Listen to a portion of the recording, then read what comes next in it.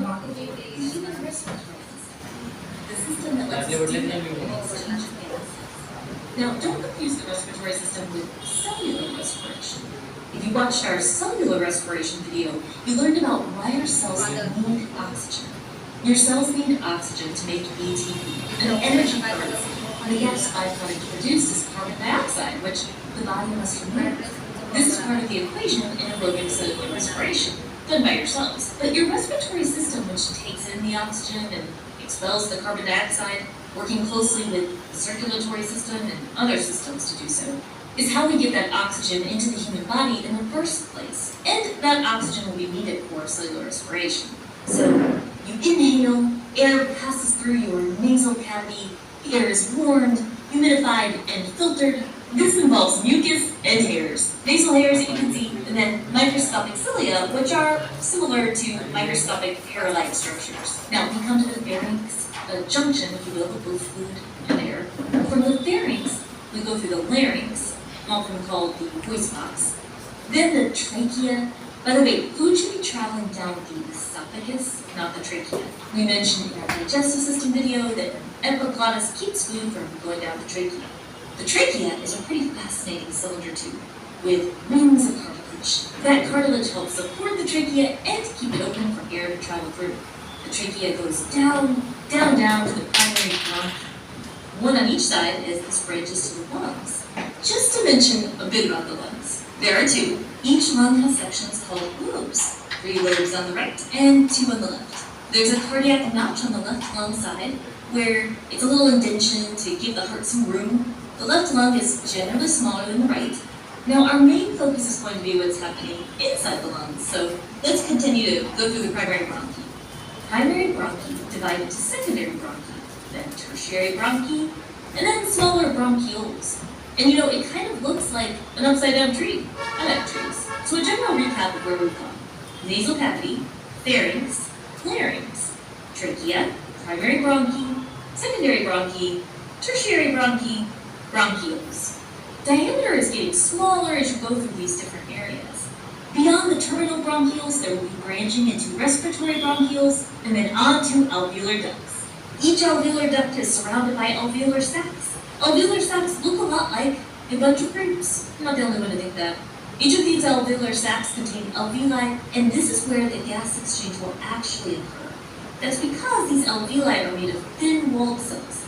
They have lots of surface area, and they have direct contact with capillaries. We mentioned that other body systems work closely together. The circulatory system works closely with the respiratory system here. Red blood cells in the capillaries can pick up oxygen that was inhaled to deliver it throughout the body, and also bring carbon dioxide, a waste gas that needs to be removed so that it can be exhaled. Besides the circulatory system, there are other body systems working with this respiratory system. The skeletal system includes the ribs that protect the lungs like a cage around them. But muscles of the muscular system are involved too. Muscles involved in respiration include muscles between your ribs, called intercostal muscles. It includes a major muscle under your lungs called the diaphragm.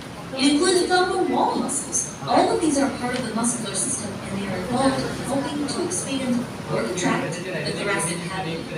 While you can take voluntary control of your breathing, you'll notice that most of the time your breathing is involuntary. That is, you aren't consciously controlling it.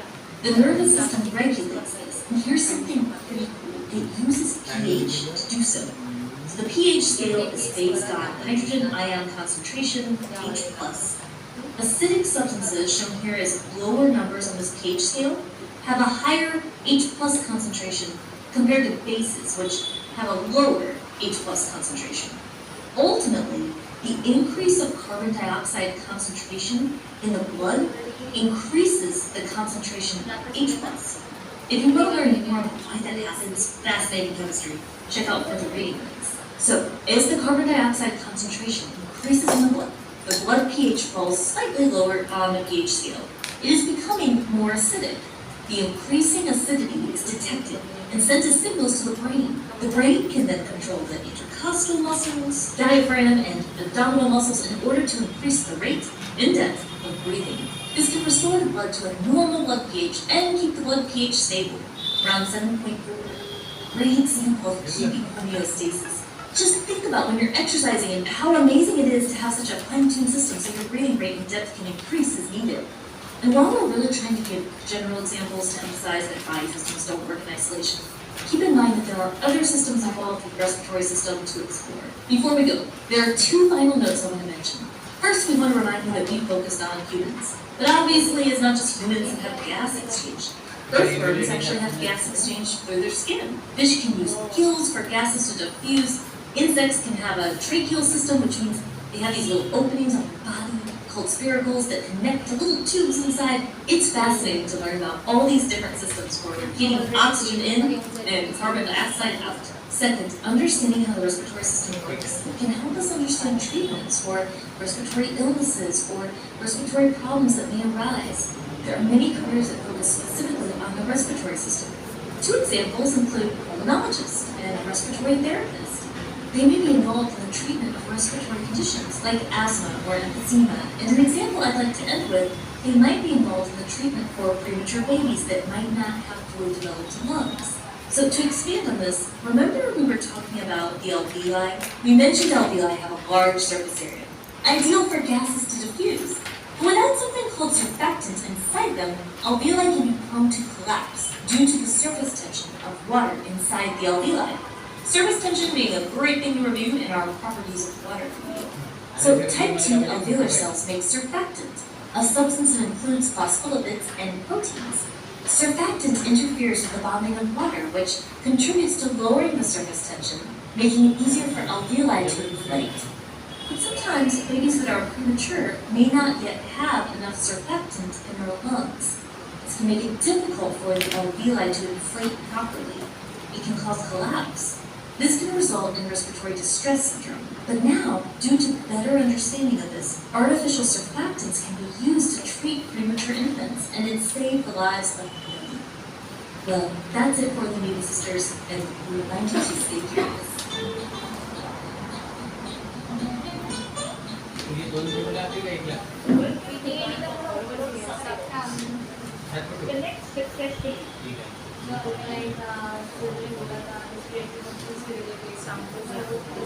But starting का सोच से आ गया ना कि कहाँ से कहाँ तक अमल ऑक्सीजन ले रहा है कहाँ से कैसे कैसे जाता है नेजल कैविटी से फारिंक्स तक जाता है फिर इसोफेगस से सॉरी इसोफेगस के ट्रैकिया से होते हुए कहाँ जाता है प्राइमरी फिर सेकेंडरी ब्रांच है ब्रोंकियल्स और ब्रोंकियल्स के बाद जो स्मॉल होते हैं वहाँ पे एल्वियोलाइज का क्या है वो पास आउट होता है एल्वियोलाइज में क्या होता है एक्सचेंज होता है ठीक है ऑक्सीजन कार्बन डाइऑक्साइड क्या होता है ऑक्सीजन इनहेल होता है कार्बन डाइऑक्साइड बाहर जाता है फिर वही प्रोसेस रिटर्न में होता है सेकेंडरी प्राइमरी ट्रकिया फिर फारिंक्स एंड देन नेजल कैविटी बाहर होती है ये एक्सचेंज प्रोसीजर ठीक है बाकी अदर जो पीएच लेवल है और यूरिन से रिलेटेड तो जो ब्लड होता है वो ब्लड अपन टेस्ट जब करते हैं तो पीएच लेवल में जो कलरफुल वहाँ पे स्ट्रिप दिखाई गई जो डीएमएलटी वाले हैं जब यूरिन टेस्ट करवाते हैं उसमें कुछ रिएजेंट मिक्स करने के बाद जो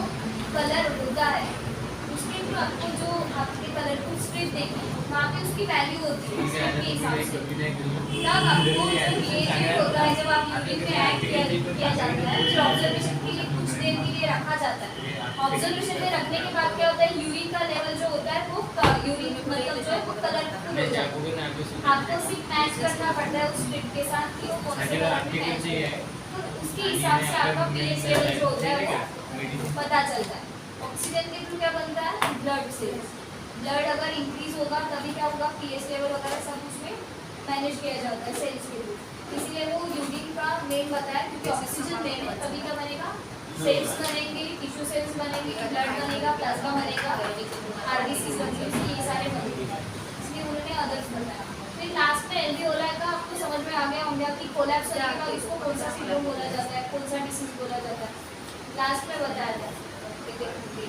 बीडीएस समथिंग ठीक है ब्रोंकियोलाई डिस्ट्रेस सिंड्रोम ठीक है बीडीएस ठीक है ऐसा उसका शॉर्ट फॉर्म है अगर हेल्दी रहता है एल्वियोलाई तो ठीक है जब वो कोलैप्स हो जाता है मतलब मुरझा जाता है तो उसको ब्रोंकाइल डिस्ट्रेस सिंड्रोम उसको बोला जाता है जब वो मुरझा जाएगा तो क्या साइन सिम्टम्स होंगे आपके हिसाब से सोचो हेल्दी नहीं है अनहेल्दी है एल्वियोलर। एल्वियोलर क्या कर रहा है, एक्सचेंज कर रहा है ना गैसेस का, ऑक्सीजन को इनहेल कर रहा है तो कार्बन डाइऑक्साइड को एक्सेल कर रहा है, एक्सेल मतलब बाहर छोड़ रहा है। तो अभी उसके साइन सिम्टम्स क्या होंगे उसके हिसाब से सोचो, आप बताओ। हाँ फिर और कार्बन डाइऑक्साइड लेवल बढ़ जाएगा। क्या कार्बन डाइऑक्साइड का लेवल बढ़ जाएगा। लेवल बढ़ जाएगा बॉडी में कार्बन डाइऑक्साइड का। उसी के साथ क्या होगा, चेस्ट पेन रहेगा, ऑक्सीजन की कमी हो जाएगी बॉडी में, ब्लड की कमी हो जाएगी उसकी वजह से, क्योंकि ऑक्सीजन की वजह से क्या बन रहा है, ब्लड। अगर ऑक्सीजन कम हो गया तो क्या होगा, ब्लड कम हो जाए। तो ब्लड की कमी होने की वजह से क्या होगा, फिर किसके ऊपर आएगा, हार्ट के ऊपर आएगा ना। हार्ट पंपिंग कर रहा है ना, क्योंकि ब्लड है, ब्लड नहीं रहेगा तो पंप कर पाएगा क्या, नहीं कर पाएगा। फिर उसका किसके ऊपर अफेक्ट करेगा, हार्ट के ऊपर। हार्ट के ऊपर अफेक्ट करने की वजह से क्या होगा, सारे ऑर्गन्स के ऊपर धीरे धीरे क्या पड़ेगा, असर पड़ेगा, अफेक्टेड करेगा। तो ये चीज़ें अस्थमा या फिर ब्रोंकियोल्स है, ब्रोंकाइटिस है, एक्यूट हो सकता है, क्रॉनिक हो सकता है, कोई भी रहेगा। तब ये आगे जाके ज़्यादा प्रमाण में अगर होता है तो वो अफेक्ट करेगा एल्वियोलर। ठीक है, रेस्पिरेटरी फंक्शन से रिलेटेड समझ में आ गया, जो बीच में नहीं समझा था वो मैंने समझा दिया।